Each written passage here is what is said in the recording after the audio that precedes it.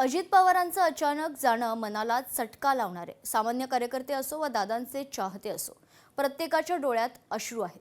पाहूयात. 3 महिन्यांपासून मी एक मूवमेंट चालू केली. दादा साहेब ताई एकत्र या.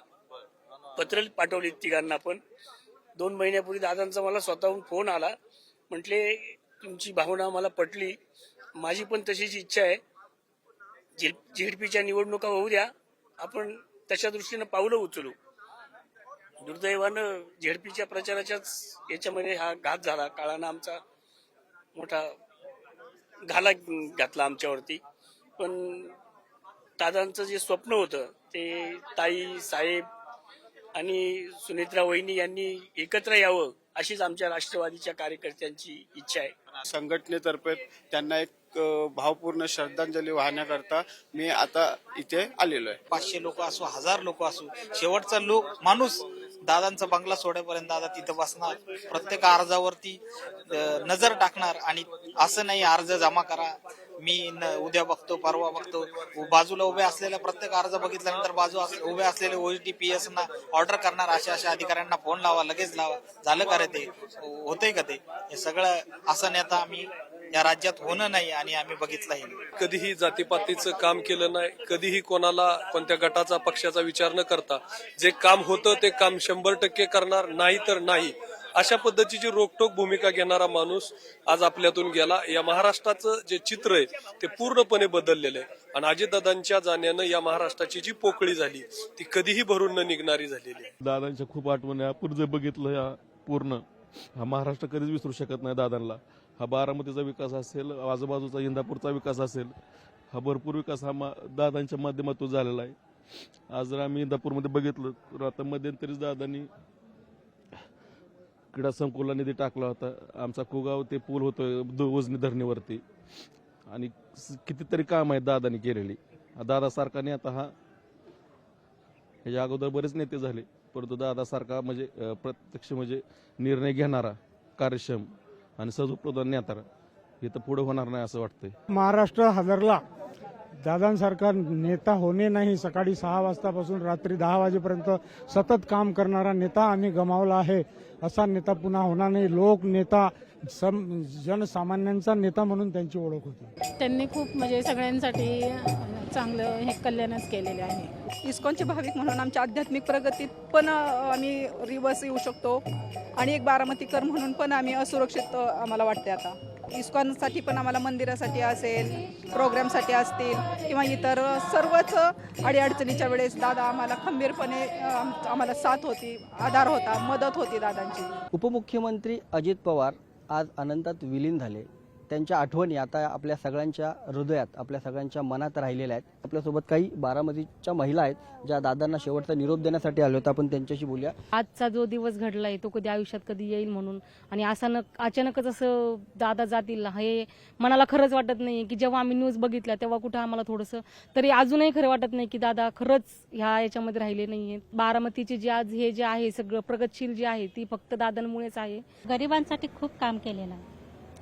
सतत लोकांचा विचार केला आहे. बारामतीत स्वच्छता अभियान वगैरे. दादा गेल्याने बारामतीचं मोठं नुकसान झालं, खूप मोठं नुकसान झालं. भरपूर त्यांनी केले बारामतीसाठी. आम्ही पण बाहेरूनच आलेलो आहोत, आम्ही इथले नाही आहेत. मेन सर्व्हिससाठी आलेलो, आम्ही कोल्हापूर जिल्ह्यातले आहोत. पण त्यांनी असं केलं की आम्हाला इथून जायचं नाही. रिटायरमेंट नंतर सुद्धा इतकं त्यांनी केलेलं आहे. इथंच राहिलं पाहिजे आमच्या माणसांनी, इतकं त्यांनी केलेलं आहे. त्याच्यामुळे आम्हाला बारामती सोडून जाऊ पण वाटत नाही. इथून इतकं केलं त्यांनी. बारामतीकरांसाठी जे दादांनी केले, बारामतीचा जो विकास दादांनी केलाय, हे बारामतीकर कधी विसरू शकत नाही. दादांबाबतच्या तुमच्या काय आठवणी आहेत? दादाचं काम एकदम परफेक्ट होतं, टायमिंगला बांधील होते. दादाचं कामाला शब्दाचे पक्के होते.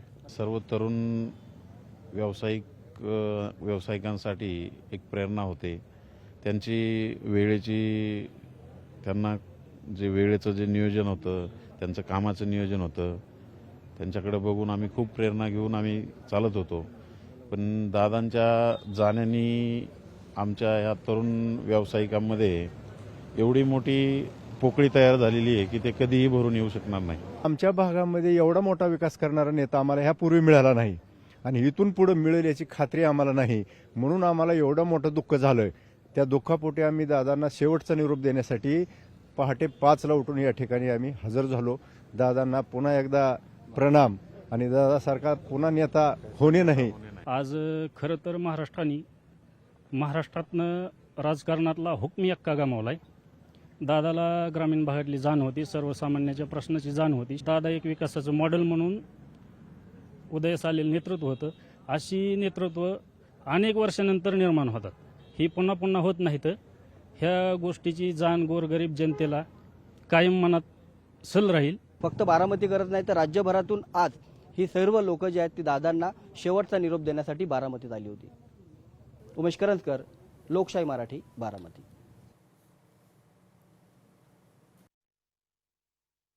उपमुख्यमंत्री अजित पवार यांच्या निधनाने सर्वांनाच धक्का बसलेला आहे. पुणे शहराशी त्यांचं एक वेगळंच नातं होतं आणि दर आठवडा म्हणा किंवा दररोज जरी ह्या पुण्यामध्ये ते यायचे आणि लोकांशी संवाद साधायचे. या ठिकाणी आपण पाहिलं तर दगडूशेठ गणपती ट्रस्टच्या वतीने देखील अजितदादांना श्रद्धांजली वाहण्यात आलेली आहे आणि ह्या ठिकाणी पुणेकर जे आहेत ते देखील इथं दादांना श्रद्धांजली वाहण्यासाठी येतात. ते त्यांचा अनुभव दादांशी कसा होता किंवा त्यांची काय भेट झाली होती का, काय आठवणी आहेत? अजितदादा हे खरे महाराष्ट्राचे दादा होते. पुणे शहर, पिंपरी चिंचवड शहर, बारामती असू दे, पुणे एकंदर जिल्हा असू दे, ह्याच्यावर त्यांचं खूप मोठं प्रेम होतं. तिथल्या नागरिकांच्या काही तळागाळातल्या समस्या असतील तर त्यांना चांगल्या ह्या गोष्टी माहिती होत्या. सर्वसामान्य लोकांचा जर विचार केला तर प्रत्येकाच्या हृदयामध्ये एक वेगळं स्थान दादांनी निर्माण केलेलं होतं. आज जर एकूण राजकीय परिस्थितीचा महाराष्ट्राचा जर विचार केला तर विरोधक सुद्धा आज घायाळ झालेले आहेत पूर्ण, की विरोधक असावा तर असा असावा, दिलखुलास. दादांशी तसं डायरेक्ट बोलणं कधी झालं नाही, पण त्यांच्या कामाची पद्धत ही प्रत्येक तरुणाला माहिती. महाराष्ट्रात काम दादांकडे दिलंय म्हणजे ते काम 100% होणार आहे ही गॅरंटी प्रत्येक तरुणाला महाराष्ट्रात होती. आता खरं म्हणजे ती गॅरंटी राहील हे मला वाटत नाही. एक काल सकाळी जेव्हा ही बातमी आली तेव्हा विश्वास सुद्धा बसत नव्हता की दादांबद्दल असं काही होईल. दादा एक सपोर्ट होता, एक मोठा पाठिंबा तरुणांसाठी होता. अशीच ह्या सर्व पुणेकरांची आता भावना आहे. सुशांत डुमरे, लोकशाही मराठी, पुणे. लोकशाही मराठी, ऐका, पहा, जागरूक रहा.